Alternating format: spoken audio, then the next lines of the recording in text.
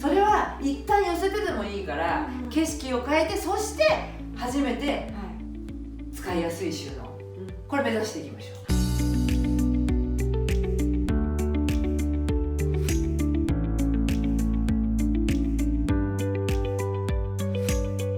今回の週末ビフォーアフターは、以前ご紹介した寄せる片付けへのマンション編でございます。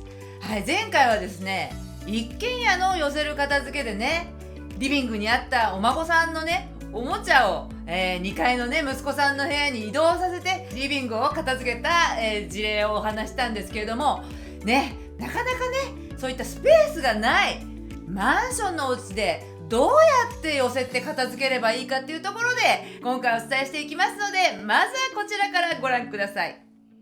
になるんですかね。はい、見せてください。おー、あら、素敵。ここってあれなんですか、外がベランダみたいになってるんですか。ドライエリアっていうことで、ちょっと一つ引きだけど、なんかちょっとこうここってダイニングテーブルですよね。はい。になんかこう物がいっぱい置かれてるみたいな。そうなんです。はい。まあね、便利っちゃ便利ですけど、そっか、この席って使われてないから物の置き場所になっちゃってるんだ。そうなんです。なるほど。ね、うん、なんかもう家具とかはとっても素敵なんですけどなんかこの物だまりがなんかね、そうもうちなみにこれって何ですか。簡易ゴミ箱です。あ、ゴミ箱なんだ。なるほど。本当になんか几帳面っていうか綺麗好きっていうかで、なんならね、私が気になるのはこういうところですよね。これはなんかあれなんですか。はい、あ、大好きなチラシ。分かった、これがこれになるってことですね。そうですね。はい、それをここで貯めているってことですか。はい。なるほど。はい。紙の整理が苦手なのかな。あ、そうなんです。ははい、もう見てのこと。あ、これはちなみにインコ用の積線インコが今そちらに寝ておりまして。あ、インコちゃんがこの家にいるんだ。そうなんです。このお部屋なのでこれが。あ、もうそれは出かけ用ので、ちょっとまだ5ヶ月で人と会ったことがないんですよね。なるほどね。ちょっとパニックにならないかちょっと心配なので。それはね、やっぱり人間がね、他人の人間が私じゃちょっとやめた方がいいかもしれないですね。強烈なんでね。私結構犬とか動物に好かれるんですけど、5ヶ月はなかなかないのでね。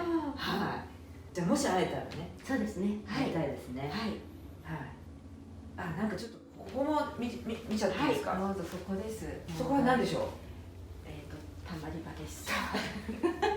私の書類。お、やっぱり書類なんですね。そうなんです。本当にそれが苦手で。はいはいはいはい。はい。でもなんかこうあれですよね。こう見えるように置いとくのが好きですよね。そうですね。すぐこういじれるように。あ、そういうことなんですね。はい。だから本当に基本的に几帳面でちゃんとしていたい人だからぐちゃぐちゃはしないけど、なんかここになるまでに時間がかかるってことですね。そうです。わかりました。はい。いやでもほらこっちもすごい素敵。なんかこう私が来るまでもう掃除機一生懸命かけてたっていう。でも力尽きて途中ちょっとなるほどバレるところがいっね。ぱいあります。もうちゃんとしてたいから最後ここがの爪が甘いみたいなね。やっぱあら素敵。このね、ここであれですよね。あ、出た。ここでもこれ、いや大好きなんですねこれ。ゴミ箱がないんだこの家。全部これでやってるみたいな。そうですね。ゴミ箱1箇所だけなので。そうね。まあだからこれはね、この家のねチャームポイントということで、はい、OK ということです。はい。じゃあね、まあ作業するんですけど、私ねこの家に入ってきた時にすごいね、この家具がすごいこだわってますよね。はい。はい。なんかあれですか、この部屋に作ってもらったんです。そうなの？そうなんです。この部屋に合うように？そうです。はい。だからなんかデザインをねデザインして。あ、そうなんだ。はい。じゃあなんでこれ買っちゃったのよ。そうなんですよ。もう私ね、なんて素敵な家具なんだろうって思っていたのに、なんでこんな収納の中で使うような。大失敗。あ、失敗だと思ってんのね。よかった、私今ひどいこと言っちゃったかと思った。まさにでこれだけがだからすごく浮いてて、そうだよね。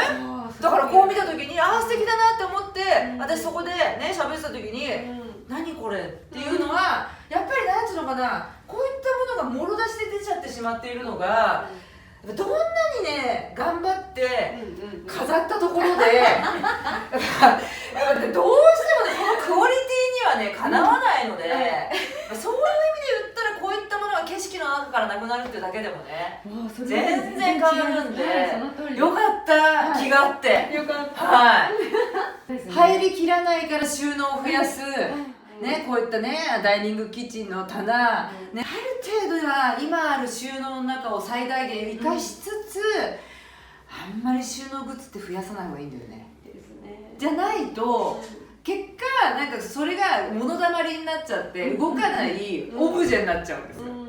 でやっぱりこの家って景色がとても良くてね、こだわって住まわれてるのに長年住んでいって、増やしちゃったって話ですよね。本当に、私この家で変えなきゃいけないのはまずこの部屋の景色だと思う。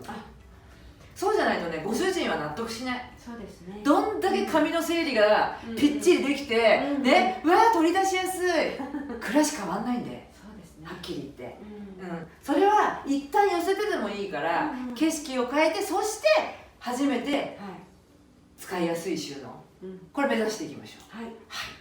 今絶対ここになきゃいけないっていうのはないねっていうのをちょっと私たちに教えてもらって、とりあえずそれを向こうにやって、ここの景色をまず整えましょう。だからでも絶対的にここにいなきゃいけないものもあるわけじゃないですか。だからここら辺で散らかりがちなものをここに入れたいのがパンパンでしょ。パンパン開けてもらっても全然大丈夫？はいだから誰の？私です。いまだに MD 聴いてる人間なんです。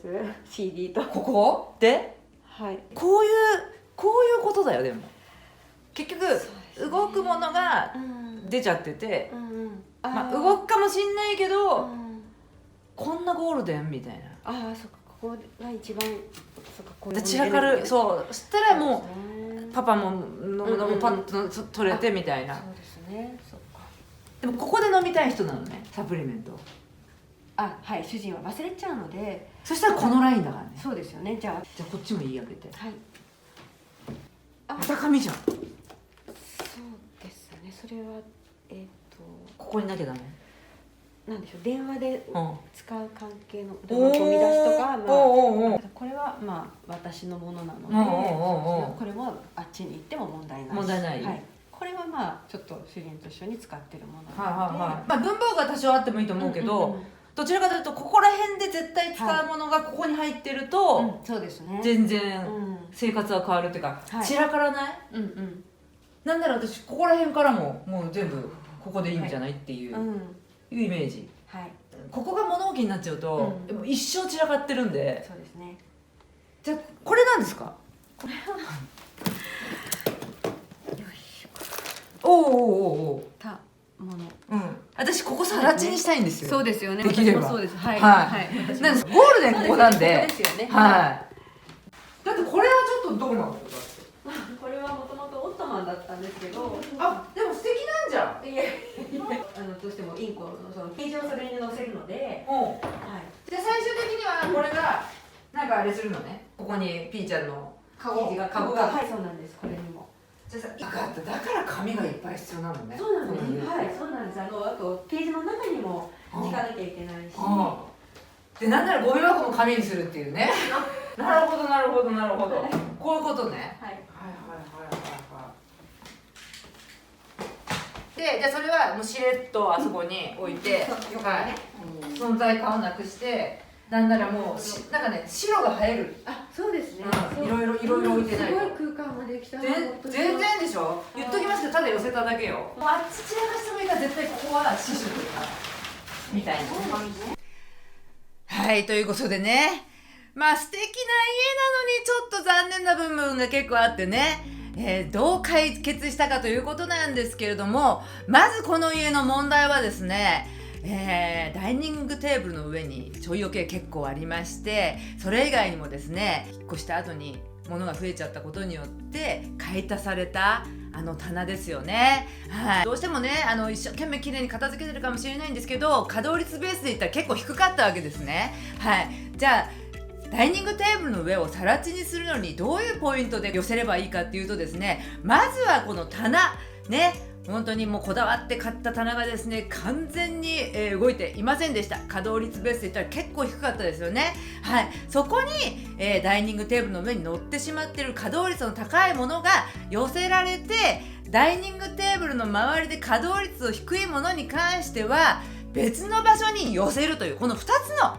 寄せる作業をしたらいいんですね。はい、寄せる片付けっていうのは寄せる場所の当てがねないとね、どこに寄せればいいのって言ってね棚買ってきちゃうと思うんですけれども、私が、この時に必ず、考えることはですね、はい、活用されてないお部屋がね結構いろんなお家にあるんですけど、そういった場所に一旦寄せるということをやってます。よく使うものに関してはダイニングテーブルのすぐ近くに寄せて、そうでない稼働率の弱いものは僻地に寄せる、動いてない部屋に寄せるということをやってます。で、寄せる時のポイントなんですけれども、そこにはしっかりと秩序を与えるってことが大事なんですね。皆さんね、なんとなく物置部屋雑然として置かれている方が多いんですけど、それはね来週以降ちょっとねお伝えしますので、まず稼働率ベースで物を分けて寄せて、はい、どんな風にダイニングテーブルの上が変わったかご覧ください。はい、ということで、まずリビング、なんかすっきりしましたね。なんか声が響きますよね。本当だ。なんか大ホールになった感じ。しかももうここ歩けますからね。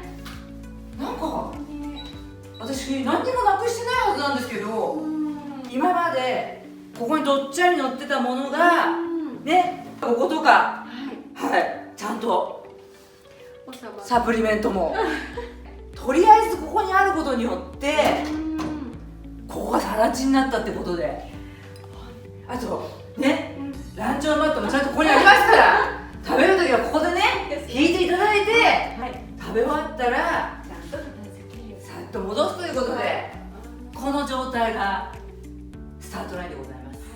はい、これすごい重要なんで、今までこれ CD だったんでねはい、まさかの CD はすいません、あちらに奥さんの部屋作りましたよ。